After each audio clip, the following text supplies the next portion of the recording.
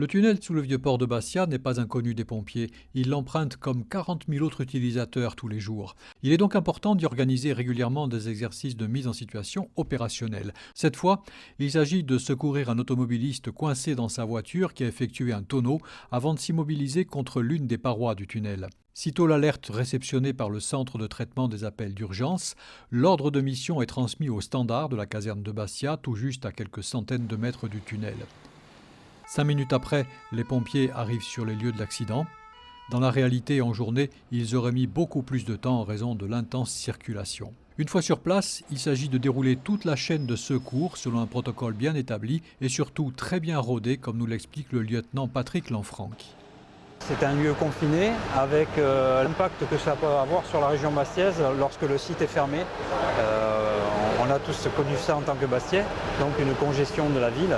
Voilà. Sinon, la difficulté d'intervention dans le tunnel, mis à part le fait de le fermer et de prendre toutes ces sécurités-là, on est habitué à ça. Elle est la même que sur un accident de secours routier ailleurs. Cette fois, la voiture n'a pas pris feu. La difficulté est ailleurs. Le véhicule qui s'est retourné est immobilisé contre l'une des parois du tunnel, ce qui contraint les moyens d'intervention. Les pompiers sont néanmoins aguerris en matière de secours à personne lors des accidents de la route. La décision est vite prise de découper le véhicule pour en extraire le conducteur, qui est déjà pris en charge par le médecin et l'infirmière du service de santé du SIS de Haute-Corse.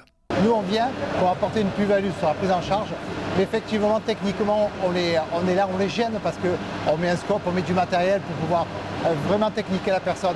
Et donc, il faut être vraiment en coordination avec le chef d'agré de l'ambulance et le chef d'agré du secours routier pour nous dire par quel moyen on peut rentrer dans le véhicule une fois qu'il est sécurisé et pour pouvoir sortir la victime dans les meilleures conditions en fonction de son état de gravité. Quelle est la difficulté pour vous sur un chantier comme celui-ci?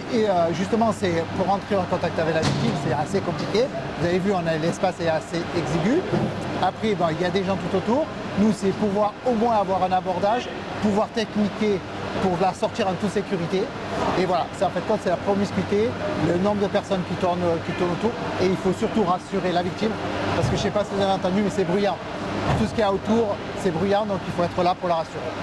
Finalement, au prix d'efforts conséquents de l'équipe et d'adaptation aux contraintes en présence, la victime est extraite de la voiture, puis hissée sur un brancard dans l'ambulance. L'exercice est terminé.